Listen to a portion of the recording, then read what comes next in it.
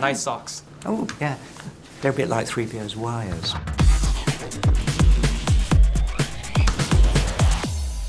First question, who is the better meme? Shirtless Kylo Ren or Baby Yoda? Ooh, I like Kurt. Gilly. I say both of them. Man. Oh my God. That's a horrible Sophie's choice that you've given me there. I think Kylo Ren's the better one. That one's funny.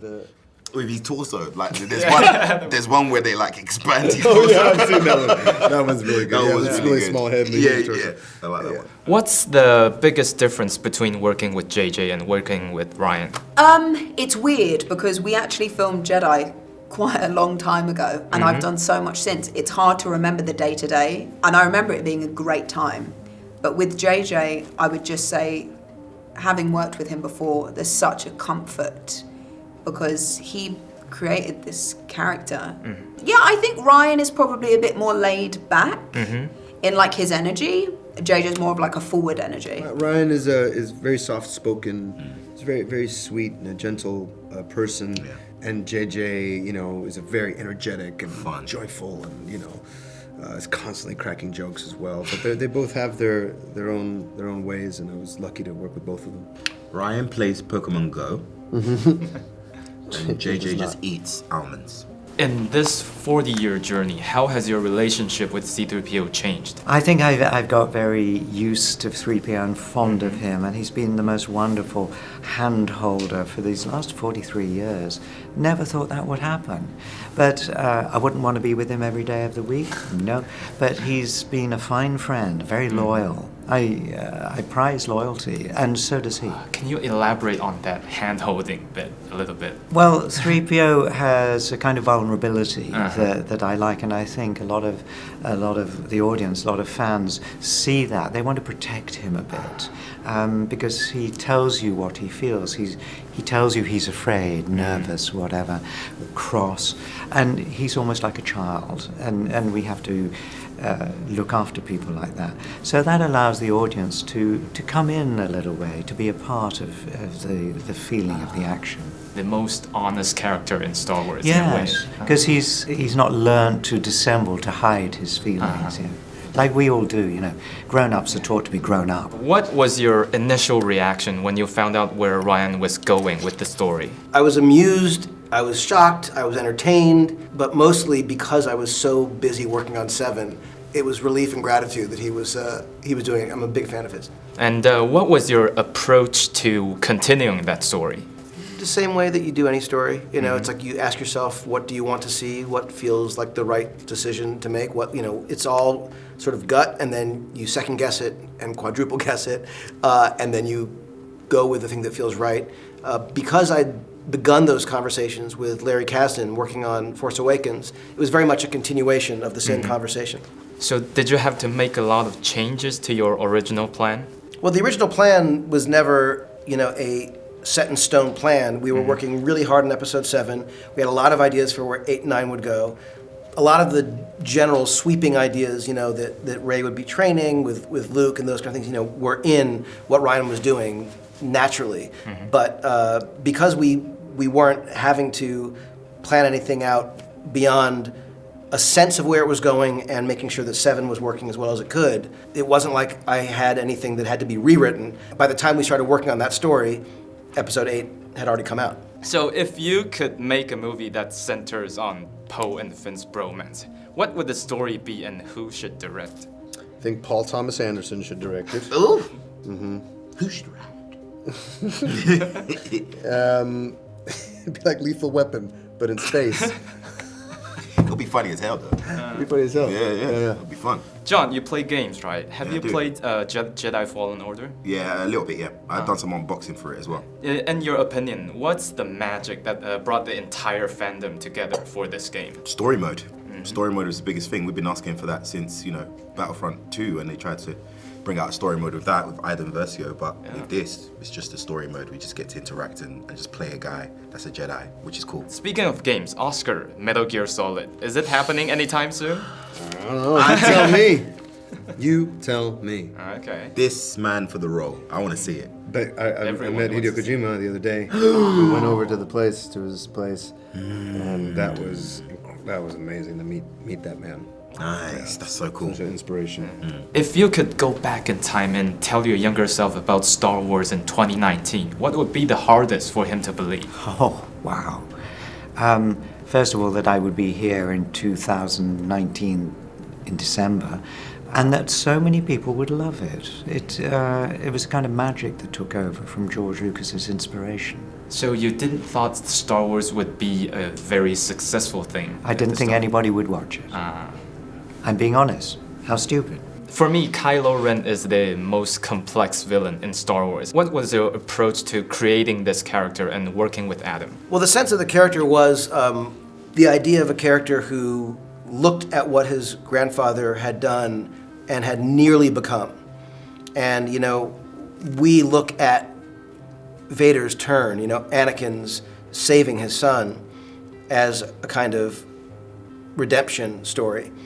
But for someone who has been spoken to since he was a little kid and whispered to about the dark side, and who sees the dark side of his grandfather as the thing that nearly came to fruition, and that he made an unfortunate left turn when he saved Luke from the Emperor. It was a fascinating idea for us to ask, what is it to be that grandson who idolizes the dark side of his family?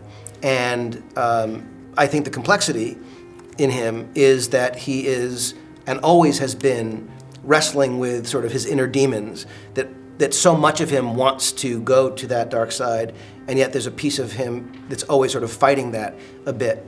And I think it's part of the sort of the yin-yang of Ren and Rey, you know, that they're light and dark, but they each have a sort of piece of the other inside of them. Adam, you know, we approached this from, he was a bit more petulant at the beginning. Ren was, you know, sort of quick-tempered, and over the course of the stories becomes more in control. But I never think he gives up that feeling of wanting to succeed where his grandfather could not. I love working with him, and he has told me he likes working with me. I can't speak for him, but it's not difficult to bring that tension, because I also think the scenes are so well written, and I've always really enjoyed working with him. So there's not really a process, no. I think hopefully you will be pleased with this film, because the intrigue continues.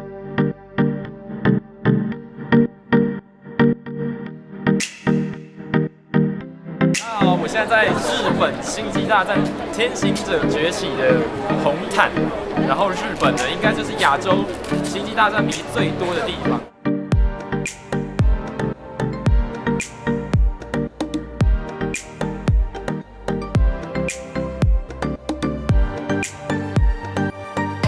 Do you think it's important to balance creativity with fandom expectations? Yes, I think that's always important, because the filmmakers take into account what the fans think, and it's important to hear what they have to say, but it's also important to have a point of view, a creative point of view. There's nothing more important than being aware of the context in which your story is being made, you know, or being told. Whether it's a movie, whether it's a song, it's not a story, but a song, whether it's a play, it's a, you know, TV show, you need to understand like what else is out there and what are people responding to, all that. At the same time, you can't be beholden to what you think fans might think, because the truth is there isn't one kind of fan, and all the fans are right. You know, any fan who loves it is right. Any fan who hates it is right, and you just know you're never going to please everyone.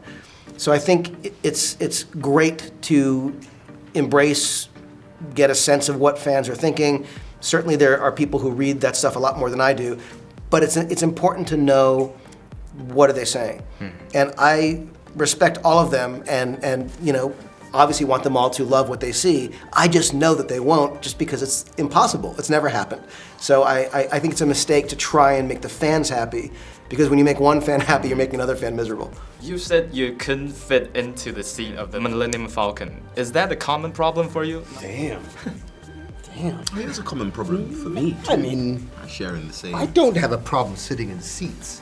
It was just this particular seat. It was made for a very slim. Yeah, the handle's like slender- right here. Yeah, It's it was like, very. come on. It was just that. Eat your greens, Harrison. It was just that particular seat.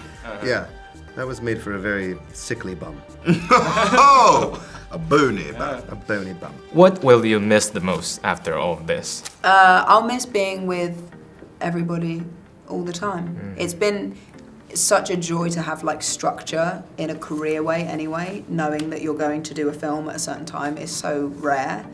And also getting to work on set with like a bunch of amazing people, cast and crew. And I think in particular this one being back with John and working with Oscar, it was just such a beautiful, especially with their chemistry, it's so wonderful to be part of that.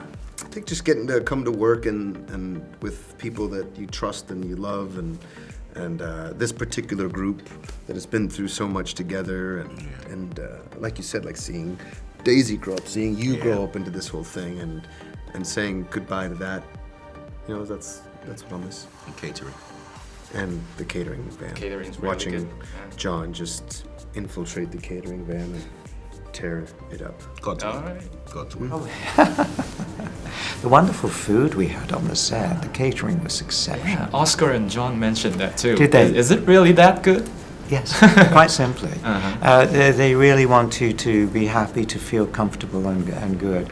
Yeah, you can be doing the craziest stuff, you know, like flying through an asteroid field, and really you're just looking at a camera lens and pretending, and around the camera are the crew kind of waiting to see what time lunch is and what's for lunch. Very important. The Force will be with you. Always.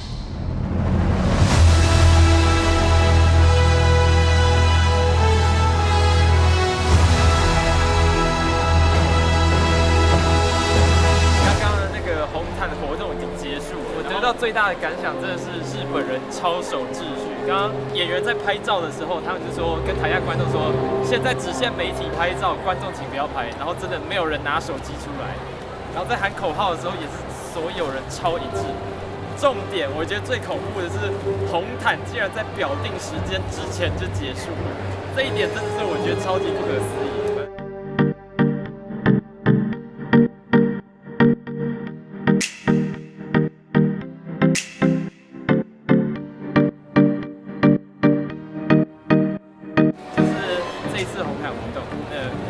下部影片见，拜。